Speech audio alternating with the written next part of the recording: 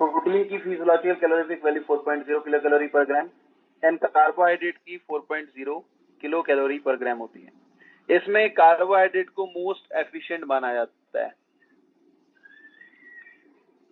इसीलिए हमारी body each and every molecule को मेटाबॉलिकली पहले कार्बोहाइड्रेट में कन्वर्ट करती है, क्योंकि उससे मिनिमम एनर्जी लॉस हो रहा है। डिफरेंस देख रहे हो बेटा दोनों का, फिजिकल में और फिजियोलॉजिकल में? किसमें डिफरेंस सबसे कम है?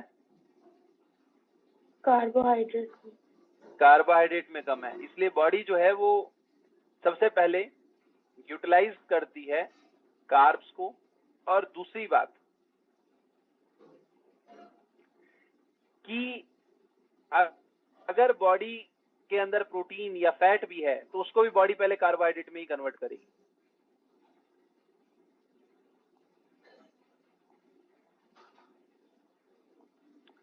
वर्ल्ड फेमस एटकिंस डाइट के बारे में सुना है सभी लोगों ने, जिसने कहा था कि आराम से पोटैटो खाओ, आपको कोई दिक्कत नहीं है।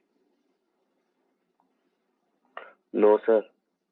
एटकिंस डाइट ये कहती है कि आप कार्ब्स का इंटेक बढ़ा दो, प्रोटीन और फैट का कम कर दो, तो आपका वेट लूज हो जाएगा। एंड दैट्स बिट 90% ट्रू, क्योंकि कार्बोहाइड्रेट ही है जिसको फैट में कन्वर्ट कर रही है बॉडी, कार्बोहाइड्रेट ही है जिसको बॉडी स्टोर कर रही है, ठीक है। जबकि प्रोटीन के बढ़ जाने से मेटाबॉलिकली हमारी बॉडी में एसिड्स बढ़ जाते हैं। भाई प्रोटीन ज्यादा लोगे तो अमोनियम आयन बढ़ेगा या अमाइन ग्रुप जो वो बढ़ेगा, बॉडी को उसे निकालने के लिए ज्यादा मेटाबॉलिक फंक्शन करना पड़ेगा, और अगर नहीं निकाल पाया तो ब्लड के अंदर यूरिक एसिड बढ़ जाएगा, ठीक है। बहुत ही सिंपल सा एग्जांपल, आप एक दिन पहले यूरिक एसिड टेस्ट करवाओ, फिर आप 2 दिन रोज शाम को 200 ग्राम के आसपास डाल लो, मतलब कोई भी नॉर्मल प्रोटीन डाइट जो है एक्सेस में लो, आपका यूरिक एसिड 2 दिन बाद में बढ़ जाएगा, इंक्रीज कर जाएगा, ठीक है। तो एसिडिक चीजों को प्रोटीन जो है बॉडी में बढ़ाता है, एंटीऑक्सीडेंट्स को कम करता है। अब इस पे बेस्ड एक क्वेश्चन आपके मॉड्यूल में दिया होगा बेटा, check out your modules all of you. और लास्ट में क्वेश्चन दिया होगा सुधा करके,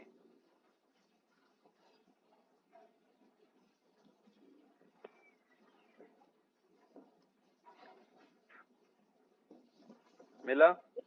पेज नंबर 98 पे दिया, 19th क्वेश्चन। हाँ, पेज नंबर 98 पर 19th क्वेश्चन, फटाफट सॉल्व करो इसे,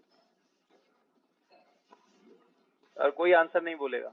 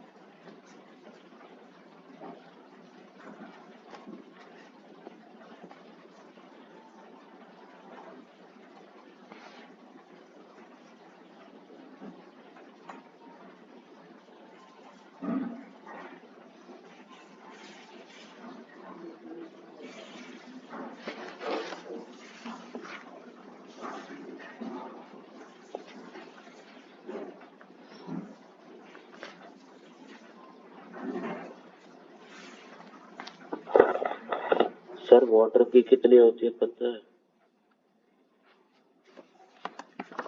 वाटर की कोई भी वो नहीं होती न्यूट्रिटेटिव। वाटर न्यूट्रिशन देता है क्या तुम्हें? शुरुआत में पहले उसमें पढ़ाया था मैंने, मेटाबॉलिक एक्टिविटीज के लिए जरूरी है लेकिन न्यूट्रिशन नहीं देगा बॉडी को।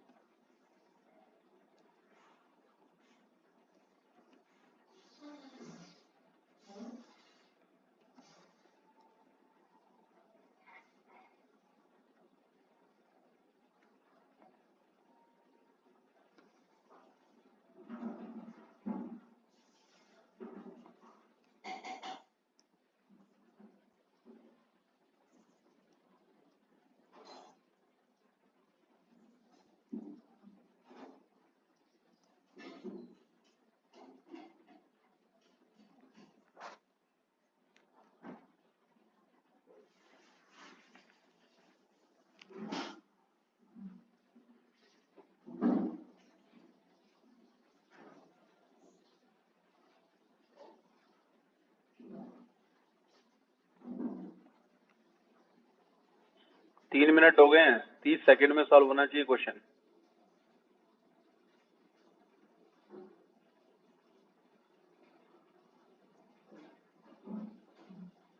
ग्रॉस और नेट पूछा है बेटा, सिंपल है ना।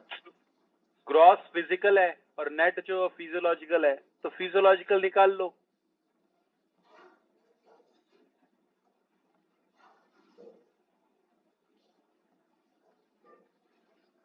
नाइन्टी ग्राम्स बटर दिया है ना, हाँ कि ना? सॉरी 9 ग्राम बटर, 10 ग्राम। 10 ग्राम बटर है तो हाँ तो कोई बात नहीं। 10 ग्राम बटर है तो 90 किलो कैलोरी हो गया। 50 ग्राम राइस है तो 200 किलो कैलोरी हो गया। तो कितना हो गया? 290। और उसके बाद नेक्स्ट क्या दिया हुआ है? लेंटिल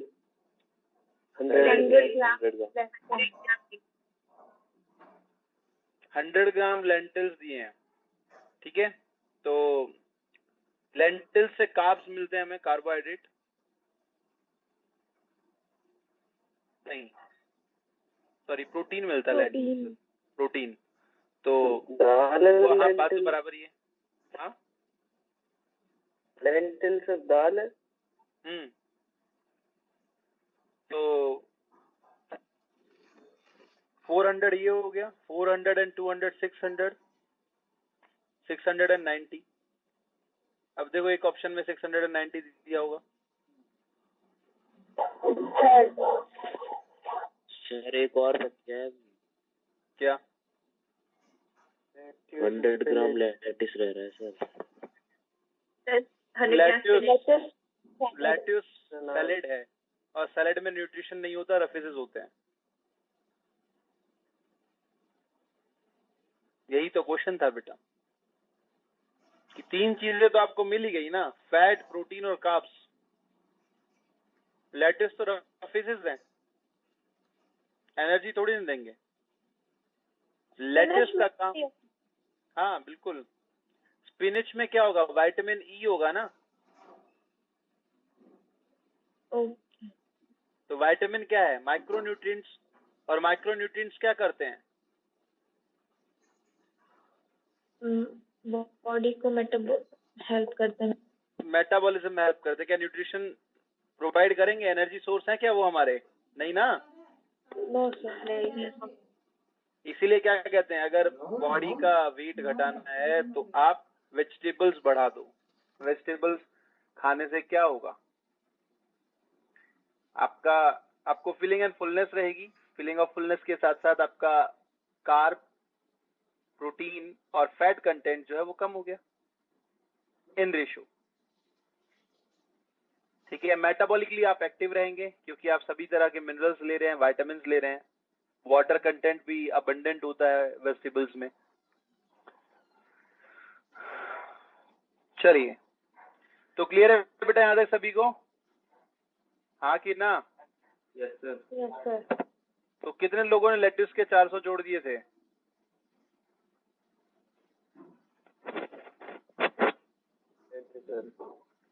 तो याद रखना ये चीज, लेट्यूस जो है वो असल में सैलेड है और सैलेड से हमें न्यूट्रिशन नहीं मिलता है।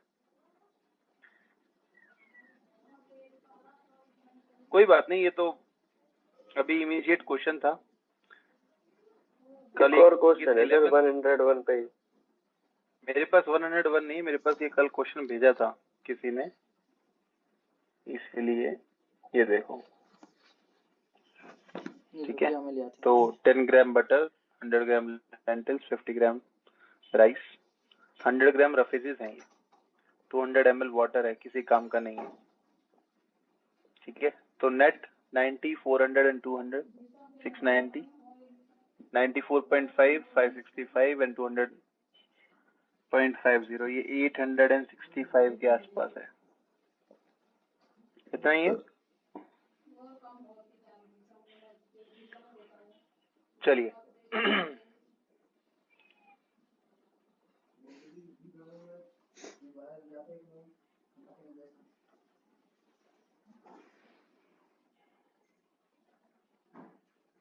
Next one, basal metabolic rate, BMR.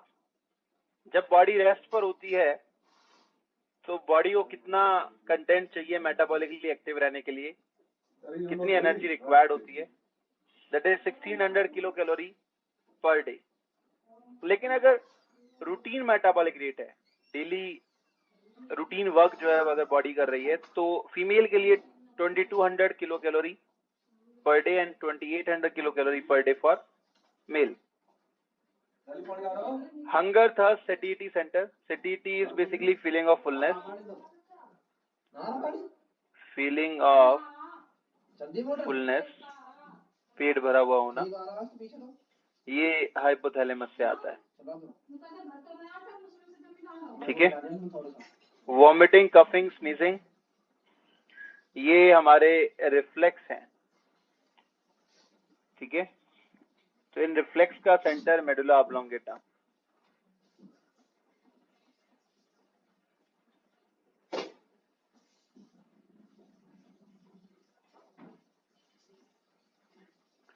Medulla oblongata है। क्लियर? कोई डाउट बच्चे इसमें किसी को तो पूछ लीजिए।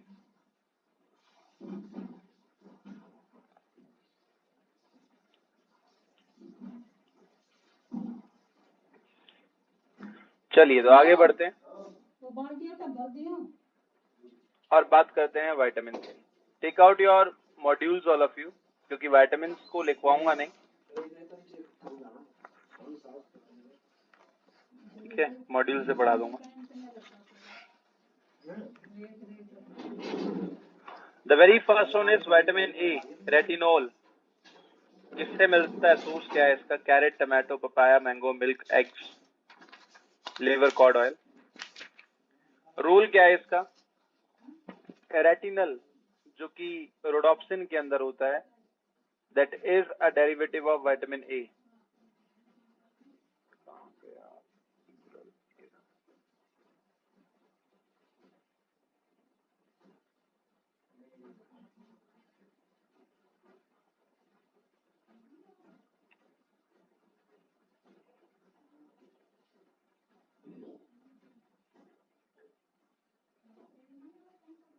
ये देखिए, रोडोप्सिन के अंदर रेटिनल, ये रेटिनल है। ठीक है, and this retinal is basically derivative of retinol, aldehyde derivative है। आयोडोप्सिन के अंदर भी रेटिनल ही होता है। ठीक है,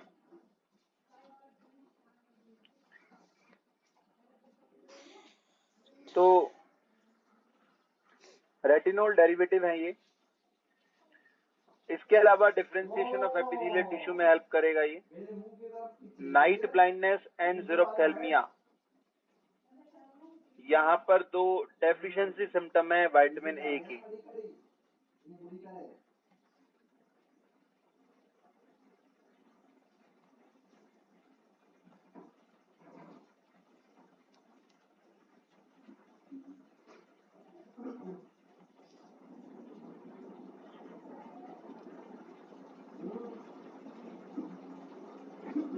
clear?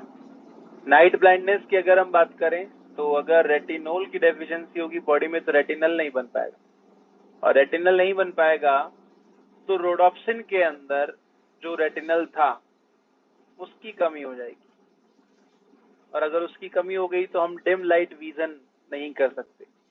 Dim light vision is basically the night vision जिसमें हमें जनरली कलर्स नहीं दिखाई देते हैं, ठीक है। डे लाइट विजन के अंदर हमें कलर्स दिखाई देते हैं। डार्क में आप चीजों को ऑब्जेक्टिफाई कर सकते हैं कि उसकी शेप कैसी होगी, वो किस तरह का दिखता होगा, लेकिन उसका आप कलर नहीं देख सकते। क्लियर? क्यों? क्योंकि रोड सेल्स जो है वो कलर नहीं देखती। Next one is xerophthalmia. Xerophthalmia में ड्राई कोन एंड कंजक्टिवा हो जाता है। आई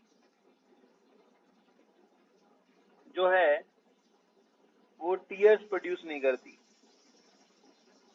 आई fails to produce tier.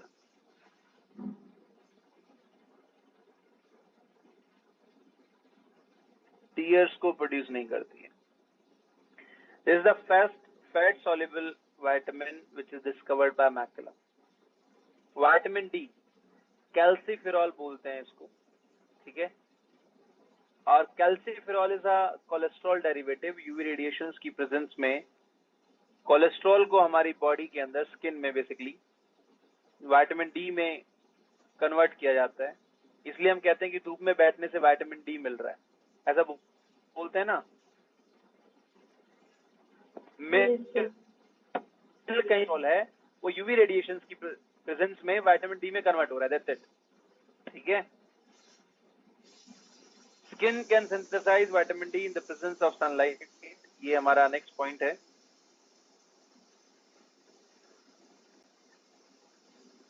Vitamin D का सबसे इंपॉर्टेंट रोल गैस्ट्रोइंटेस्टिनल ट्रैक्ट से एब्जॉर्प्शन को बढ़ाता है, बहुत इंपॉर्टेंट है। विटामिन डी जो है that helps in calcium absorption from GI tract, और बोन के अंदर कैल्शियम के डिपोजिशन को भी कंट्रोल करता है। इसलिए कहते हैं कि जो न्यूली बॉर्न बेबी है उसको कम से कम 1 साल तक विटामिन डी 3 देते रहना चाहिए। बॉडी में विटामिन डी का लेवल जो है वो हाई रहना चाहिए।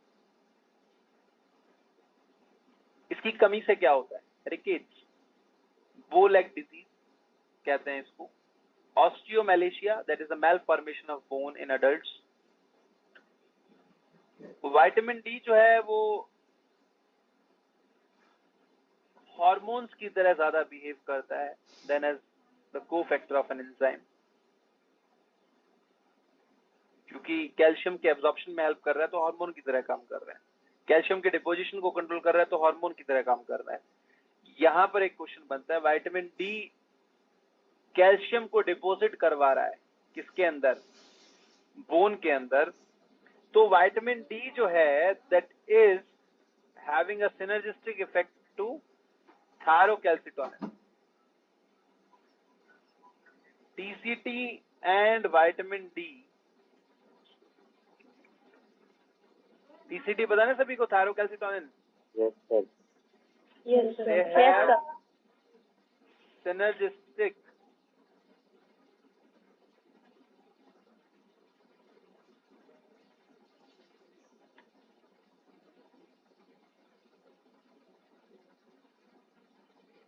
effect on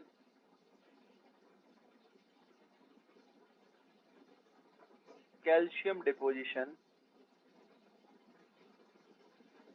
in bone, same effect है। Next one is vitamin E, tocopherol कहा जाता है इसको। विटामिन ई सबसे ज्यादा स्पिनच में होता है, पालक में, ठीक है, green leafy vegetable.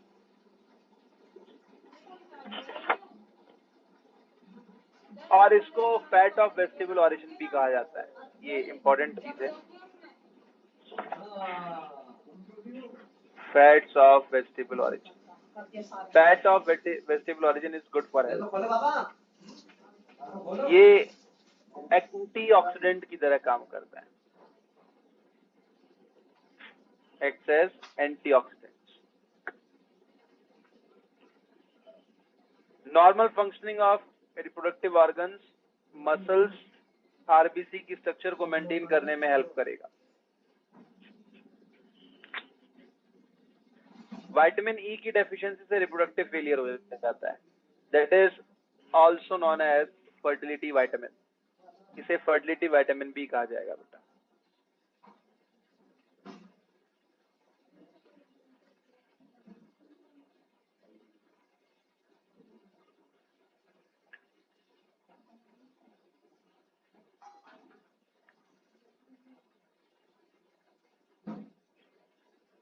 Then after next one is vitamin K.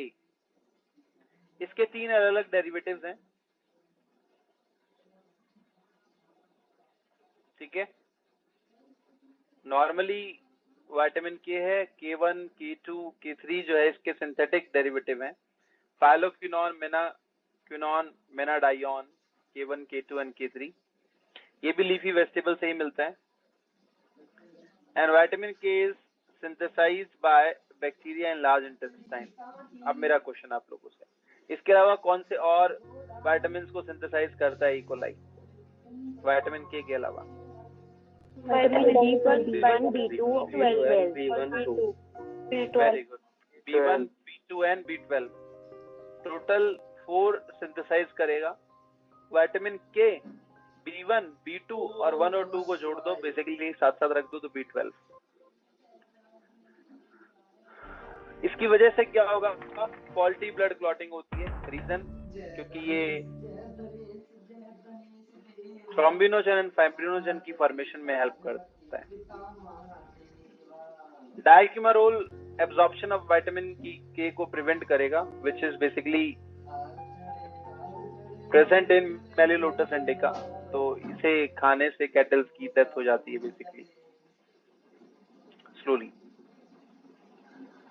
Vitamin B1 thiamine, vitamin B2 riboflavin, vitamin B3 niacin, B5 pantothenic acid, B6 pyridoxine, B7 biotin, B9 folic acid, B12 cyanocobalamin and B17 laetrile. इसे याद रखने की trick है, Tarun and Ravi now perfect physicians but father cheered later. लिख लो बेटा इसको पहले।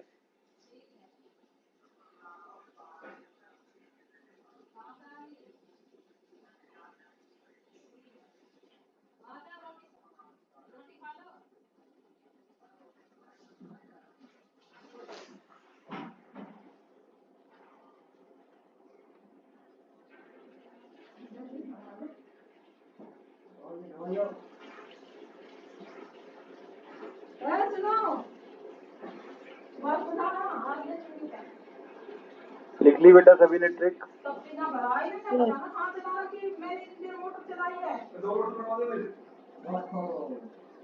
ठीक, हाँ जी। जल्दी के पापा के दौरे में कर दिया फोन, जल्दी पापा के दौरे कर दिया, उसका भी आया वहाँ। उनका बात करनी है, ड्यूटी गए। पानी चल अभी कर दिया। भूल गई लेगी बेटा।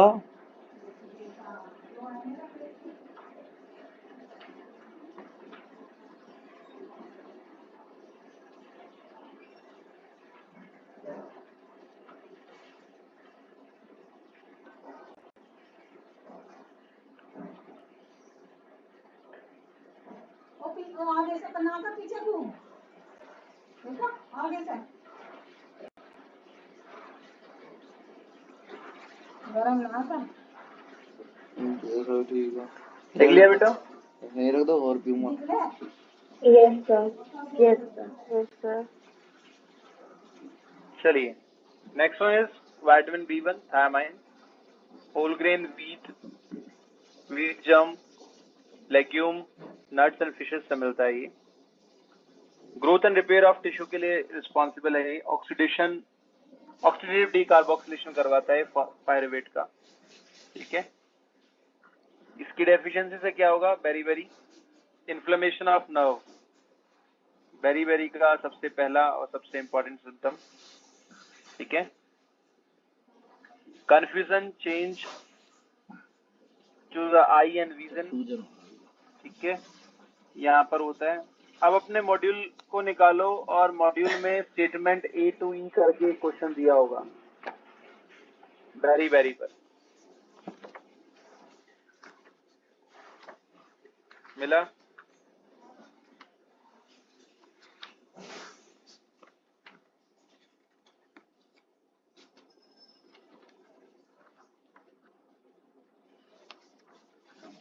कहाँ पे है?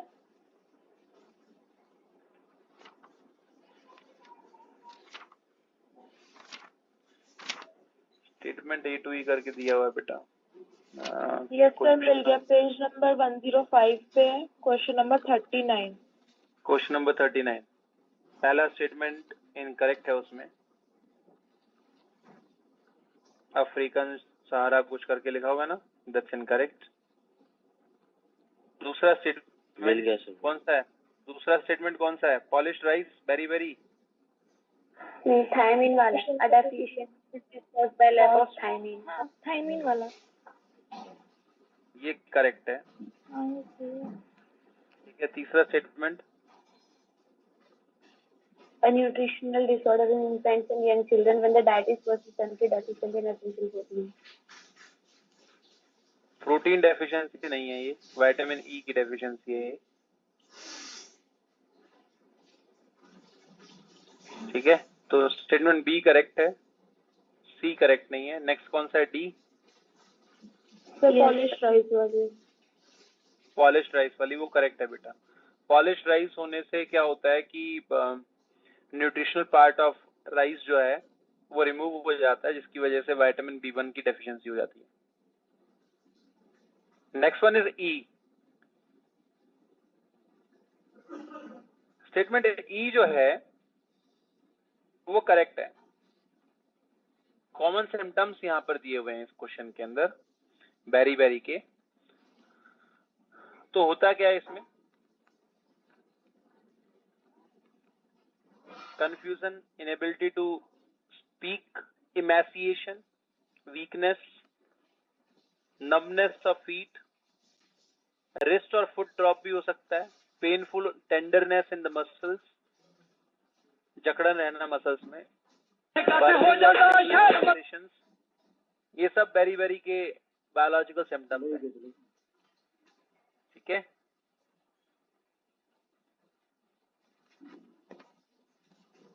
क्लियर? Yes sir. तो उसमें स्टेटमेंट B, D और E जो है वो करेक्ट है। इसके अलावा वर्निक सिंड्रोम के अंदर कंफ्यूजन,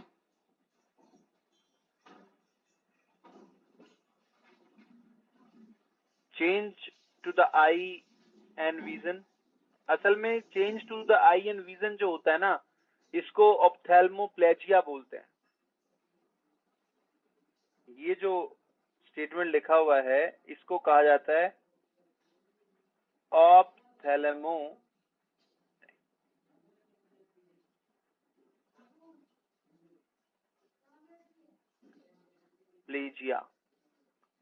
ये इंपॉर्टेंट एक सिम्टम है वर्निक सिंड्रोम का, ठीक है।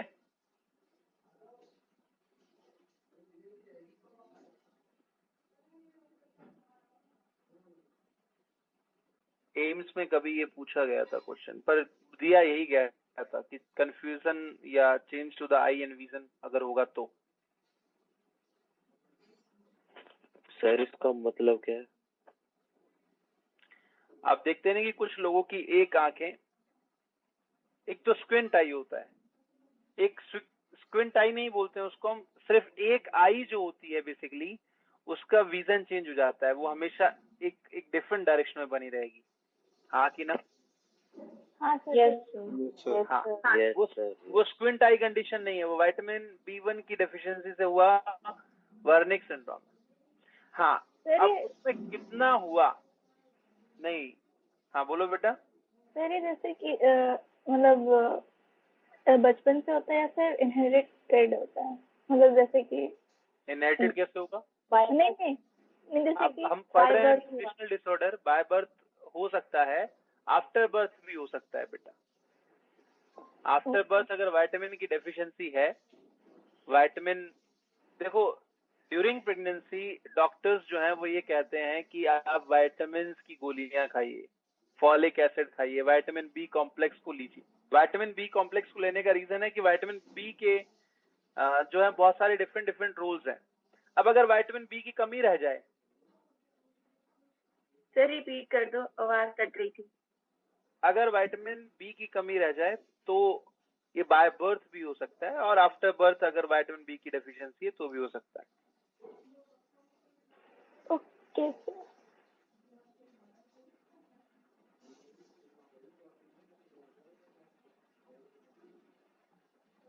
Okay yes sir.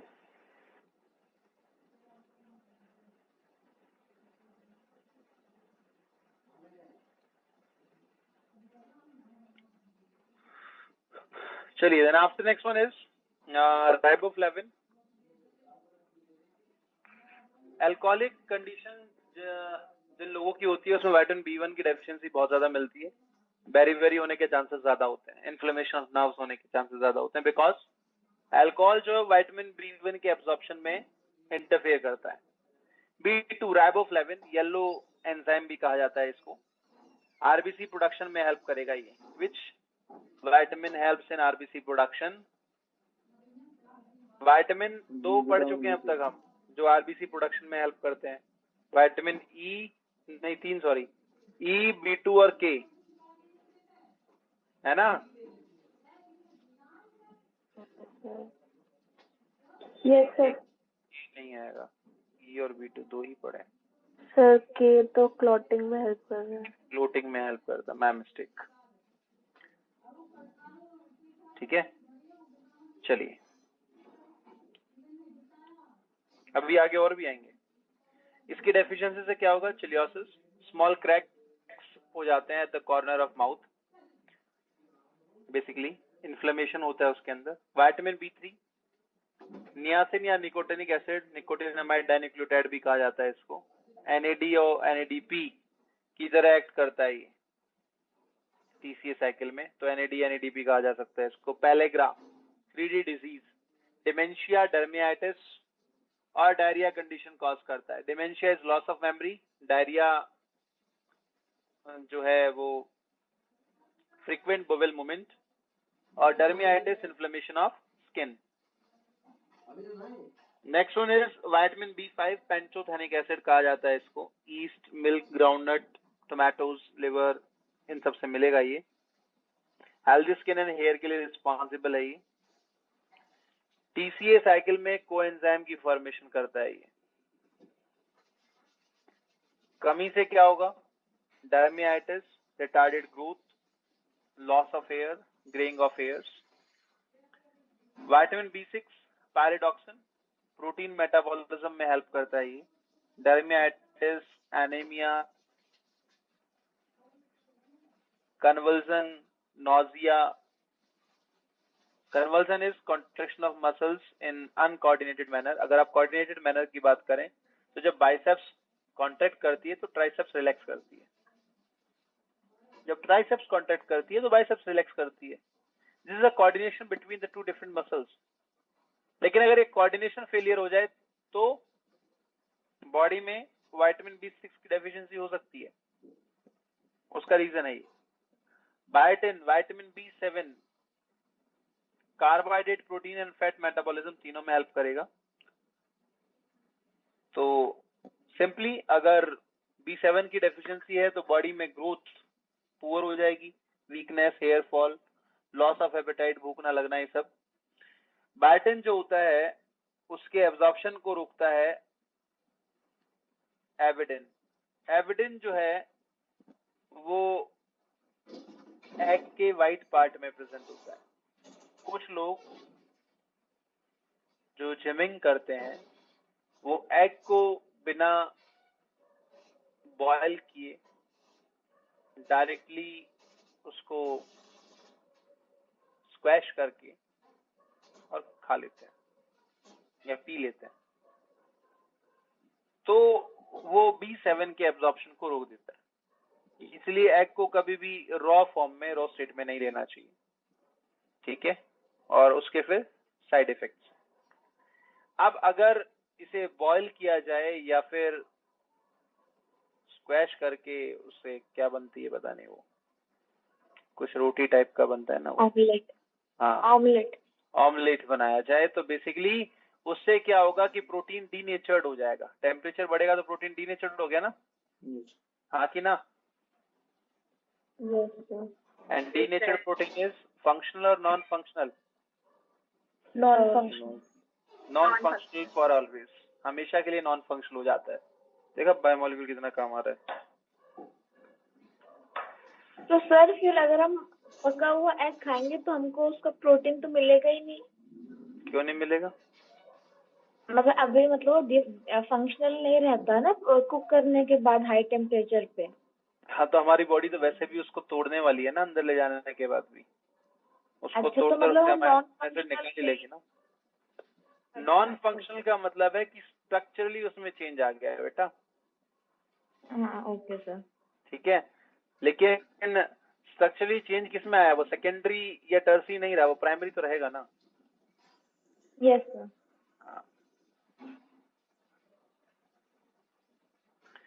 Folic acid causes megaloblastic anaemia, ठीक है।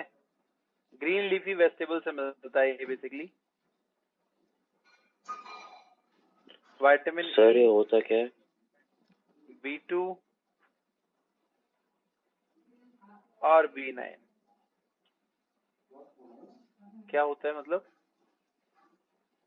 विटामिन B9 जो है वो हैचेबिलिटी ऑफ एग के लिए रिस्पॉन्सिबल होता है, ठीक है। और आरबीसी की प्रोडक्शन को बढ़ाता है, एपेटाइट को बढ़ाता है बॉडी में। और इसकी कमी से मेगालोब्लास्टिक एनीमिया हो जाता है। अभी एनीमिया आगे पढ़ेंगे बेटा, ये देखा ये सारे एनीमिया है जो आगे हम पढ़ेंगे, ठीक है। Next one is vitamin B12। इसकी डेफिशिएंसी से भी एनीमिया होता है, मेगालोब्लास्टिक एनीमिया में भी रिस्पॉन्सिबल है ये स्पारुलिना एल्गा से मिलता है हमें, ये एक इम्पोर्टेंट पॉइंट है बेटा। तो B12 को हम स्पारुलिना से ले सकते हैं। Animal source liver, meat, egg और मिल्क से मिलता है। इसको साइनोकोबालामाइन बोलते हैं। इसका साइंटिफिक नेम जो है उस पर भी क्वेश्चन आता है। इसका ब्लू कलर है, कोबाल्ट इसमें प्रेजेंट होगा और अमाइन इसके अंदर प्रेजेंट होता है। तो ये भी एक क्वेश्चन आता है साइनोकोबालामाइन पर। नेक्स्ट वन इज विटामिन, इसको कैसल एक्सट्रिंसिक फैक्टर कहते हैं। तो इंट्रिंसिक फैक्टर जो कि पैराइटल सेल से रिलीज होता है, ऑक्सिनेटिक सेल से रिलीज होता है, गैस्ट्रिक ग्लैंड की जो सेल है उससे कैसल इंट्रिंसिक फैक्टर जो रिलीज होता है वो यहाँ पर आकर एक्सट्रिंसिक फैक्टर B12 से बाइंड करेगा और उसको इलियम के अंदर एब्जॉर्ब करवाता है, ILEUM के अंदर एब्जॉर्ब करवाता है। ये भी आरबीसी प्रोडक्शन में हेल्प करेगा। कितने हो गए? E, B2, B9, B12,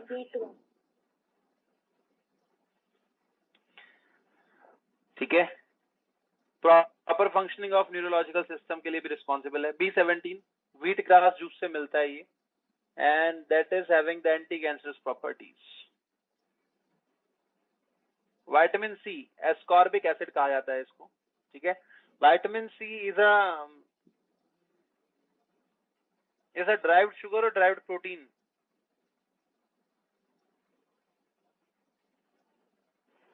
dried sugar. आधार कौन सी शुगर है बेटा ये?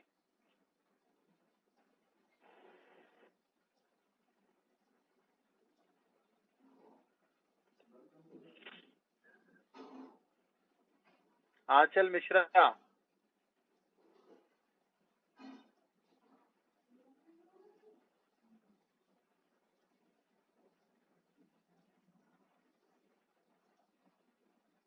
अदिति। कौन सी शुगर है? सर Black म्यूकोपॉलीजर है।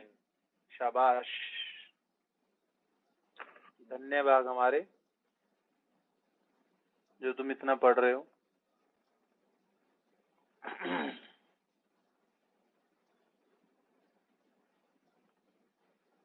बेटा जूलॉजी को हल्के में मत लेना, क्योंकि इस बार जूलॉजी के क्वेश्चन देख के सभी को लगा होगा बहुत आसान है, लेकिन पेपर उतना ही टफ था।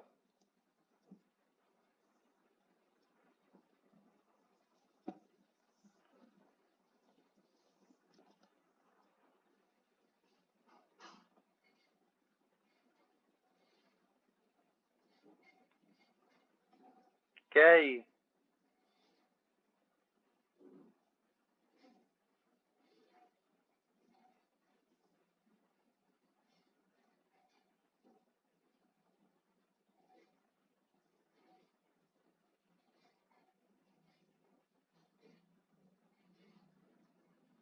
कौन सी शुगर है? Acidic sugar. Acidic sugar.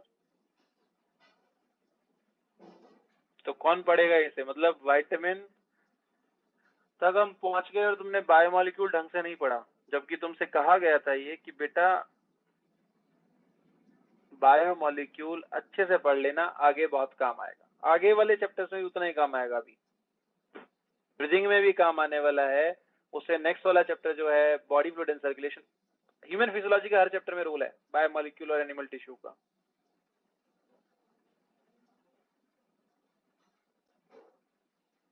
We are entering into December, ठीक है, और मई बिगिनिंग लास्ट या जून बिगिनिंग लास्ट तक एग्जाम होने वाला है, ठीक है। क्विकली आंसर करना चाहिए आप लोगों को। विटामिन सी सिट्रस फ्रूट से मिलता है हमें, आंवला, गवावा, टमाटो से मिलेगा। Essential for formation of RBC. कितने हो गए?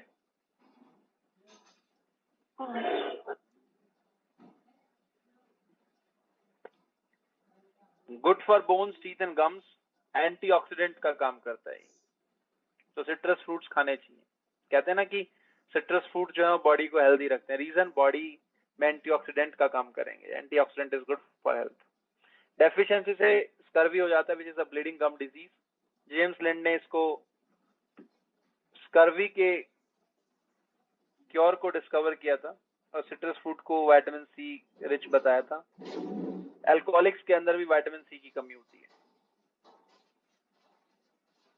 तो ये था विटामिन के बारे में। अब इसके बाद बात करते हैं हम एनीमिया।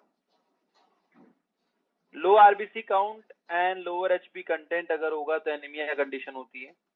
एनीमिया अलग अलग तरह से हो सकता है। माइक्रोसिस्टिक आयरन डेफिशिएंसी एनीमिया, जो हमने अभी पढ़ा था, एचसीएल की डेफिशिएंसी से हो सकता है iron deficiency anaemia, that will leads to microcytic anaemia. Megaloblastic anaemia vitamin B9 और B12 की डेफिशिएंसी से होता है। आरबीसी का शेप जो है वो बढ़ जाएगा, एनलार्ज हो जाएगी। न्यूक्लियर मटेरियल इंक्रीज कर जाता है अगर B12 की डेफिशिएंसी हो साथ में, and the cell do not divide, तो that becomes enlarge in size. तो बोल दिया गया मेगा ब्लास्टिक मतलब डिवाइडिंग सेल, एक बड़ी सेल जो कि यहाँ पर डिवाइड नहीं कर पा रही, जिसको डिवाइड करना चाहिए था, that is megaloblastic anaemia. Pernicious anaemia, pernicious जो है वो विटामिन B12 की डेफिशिएंसी को कहा जाता है basically. Haemoglobin free enlarged immature RBC होती है, ये भी एक तरह का मेगालोब्लास्टिक एनीमिया है। तो इसको मेगालोब्लास्टिक एनीमिया को ये नाम क्यों दिया गया? परनीशियस टर्म क्यों दिया गया, कोई बताएगा?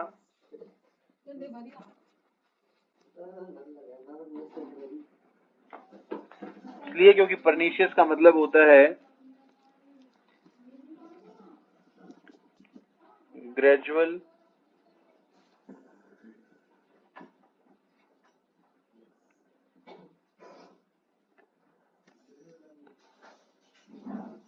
हार्मफुल इफेक्ट्स, धीरे धीरे पता चलते हैं, इनिशियली पता नहीं चलेगा। क्यों? क्योंकि यहाँ पर हीमोग्लोबिन ही नहीं बनता, तो धीरे धीरे बॉडी में हीमोग्लोबिन की डेफिशिएंसी होना शुरू हो जाती है। Haemorrhagic anaemia, excessive bleeding condition की वजह से एनीमिया होना। हेमोलिटिक एनीमिया, आरबीसी रैप्चर कर जाना। Aplastic anaemia, destruction of RBC. Septicaemia, blood poisoning की वजह से होता है।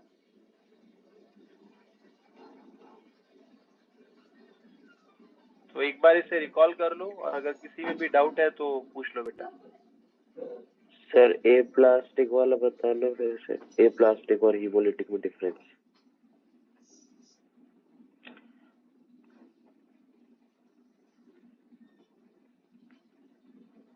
आरबीसी रप्चर करना, उसके साइज के बड़े होने की वजह से, और उसका डिस्ट्रक्शन होना, दोनों में अलग अलग बात है ना। एक में तो बाप से बोल मेम्ब्रेन उसकी रप्चर कर गई पैसे दे देंगे 260 और एक में उसका डिस्ट्रक्शन हो गया।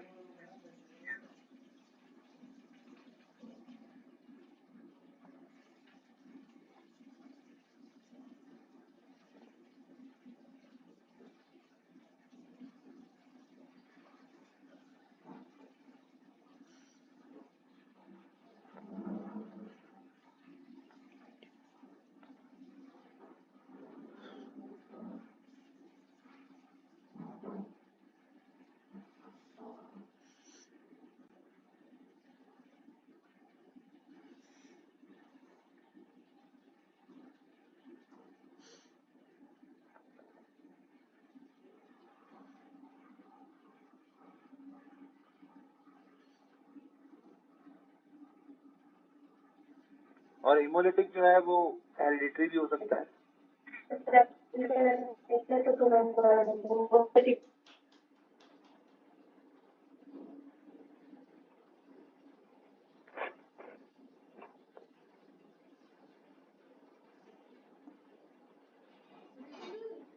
बेसिक सा डिफरेंस है यहाँ पर। नॉर्मल आरबीसी प्रोडक्शन रहता है लेकिन बाद में डिस्ट्रक्शन होना। यहाँ पर RBC production failed. Clear? Yes sir.